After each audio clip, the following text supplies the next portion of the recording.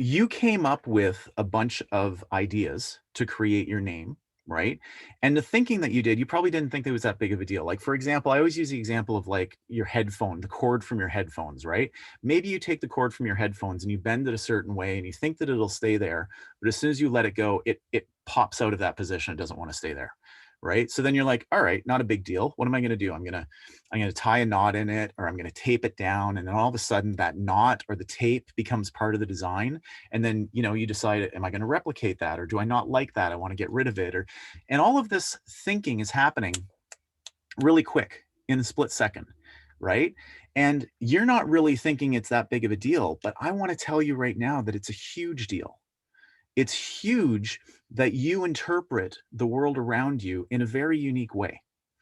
And up until this point in your life, you might have seen that as a bit of a drawback. You might say, why am I not able to do something the way that person does it?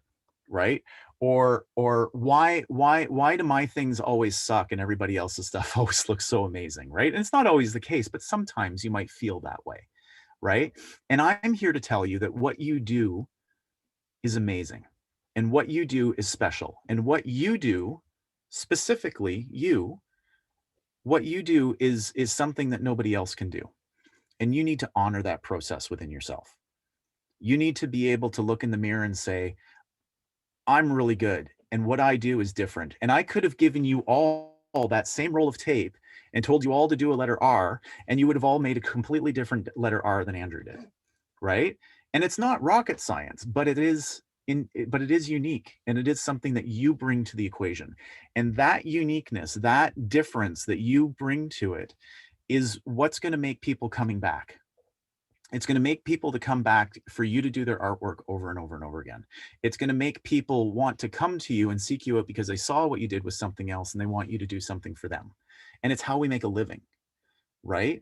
And so as soon as possible, you need to start honoring yourself for the unique decisions that you make and not beating yourself up because you're not doing something the way someone else did. Well, those people can't do it the way that you did. And it's just a shift of perspective, but it's an important one. Okay. And the reality is with this exercise, it's a silly exercise and you're not being graded on it. And I don't want you to be like, wow, that was really dumb. Why did I have to do that? And I'm going to be graded 10% on it. No, it is silly. And I get that.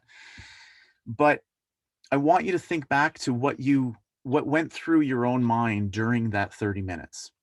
Were you excited at the beginning of it, or did you dread it? Or did you think this is boring? Or did you get anxious and not know what you were going to do? All of those feelings are valid.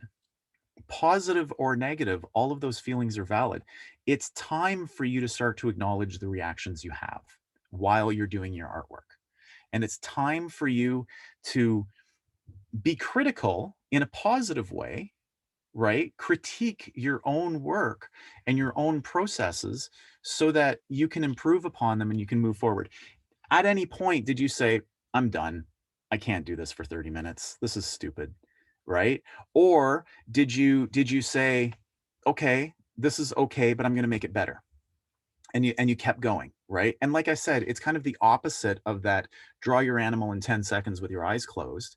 It's take these really simple things and spend 30 minutes making them better and better and better. You got to play games. You got to make this fun, right? And that whole idea of that website, play.com, like you have to have fun when you're doing this stuff, otherwise it's not worth it, right?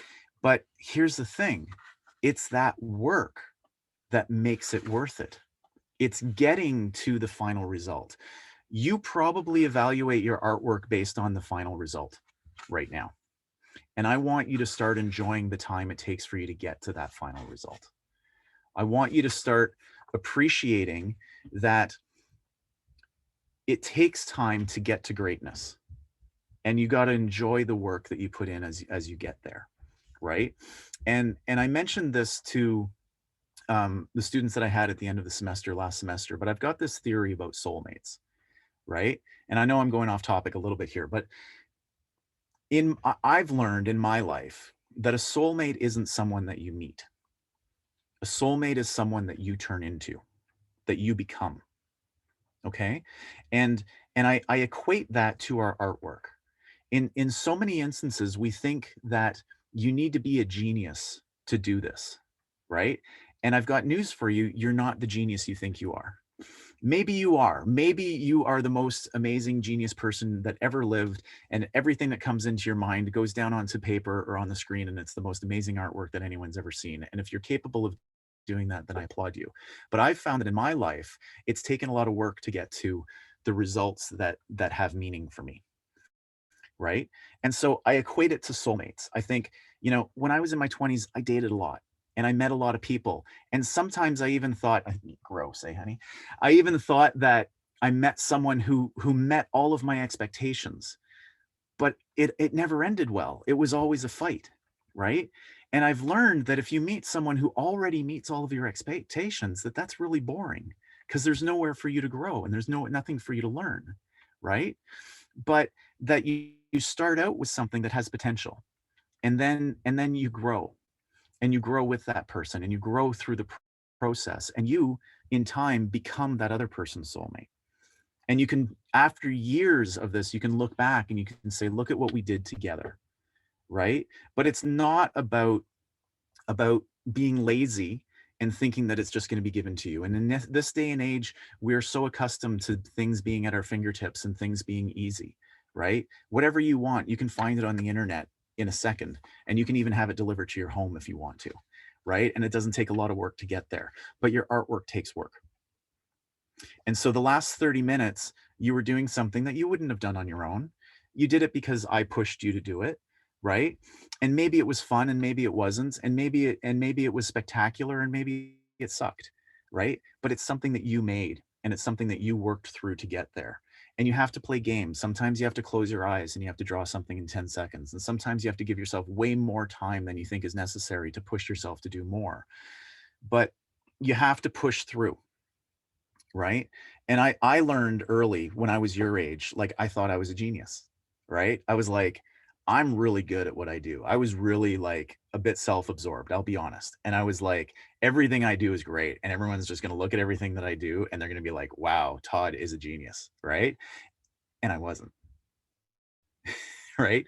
I've learned in my life that the best work comes when people tell me that they don't like the first thing that I've done and they push me to change it and to do something else. Clients, right? Usually it was clients who were like, Todd, we really like you. We love working with you, but we've got, this doesn't really meet our needs and we need you to reevaluate it. And I'll be like, no, you don't understand. I'm trying to do this, and this. And they're like, no, we get it. It's lovely, but it's not what we want.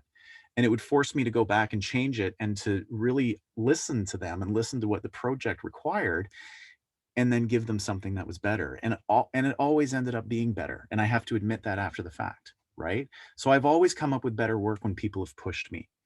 But when you're self-employed and you work in an office by yourself, you have to find the means. And now that you're in a remote setting and you're working by yourself, you have to find the energy and find the means to push yourself beyond those initial ideas.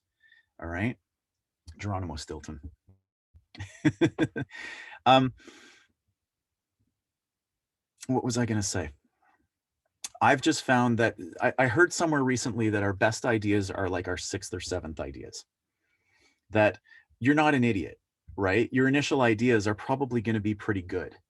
And you're going to get those down on paper and you're going to be like, yeah, these are great. But then you got to push past those. And your next few ideas are probably going to be pretty crappy because they're not really what your initial idea was. And they're not really great. But then you learn from those, you combine them with what you did originally, then you create some more, and then you get new ideas and you start putting those down. And I've heard that it's usually around idea 6 or 7 that you kind of start hitting that zone, right? And then you get into ideas 9 and 10 and you're doing crap again because you've just done too much and you're tired of looking at it and you're not really thinking straight anymore and you're tired, right? But you can go back and you can look at the range of what you've done and you can find the good in there, right? But I don't want you to feel like you have to hit a home run with every single swing, right? Everything you do, you're not a genius. Everything you do doesn't have to be a masterpiece, right?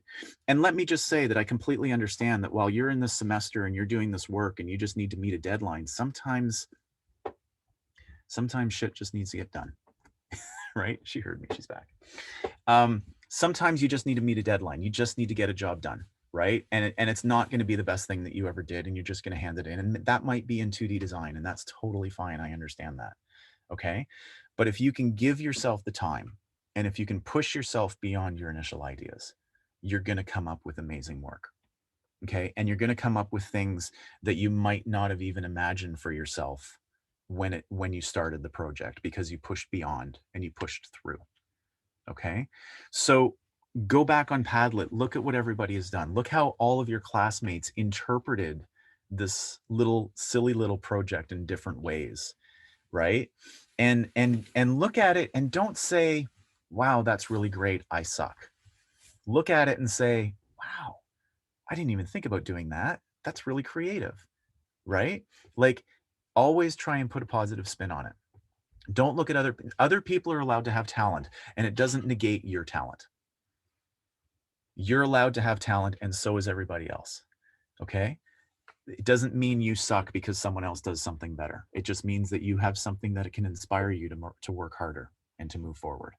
Okay? And that goes for everything. That goes for animation, it goes for illustration, it goes for life. Okay? So that's my little diatribe today. That's what I wanted to get across. That's why we did this exercise. It's a simple little thing, but it becomes a metaphor for something bigger. And if you get nothing else out of my class for this semester, I want it to be that you start to love yourself, that you start to look at your work and appreciate what you're capable of doing, and that you push yourself beyond your initial ideas, and that you push yourself to see what you're capable of.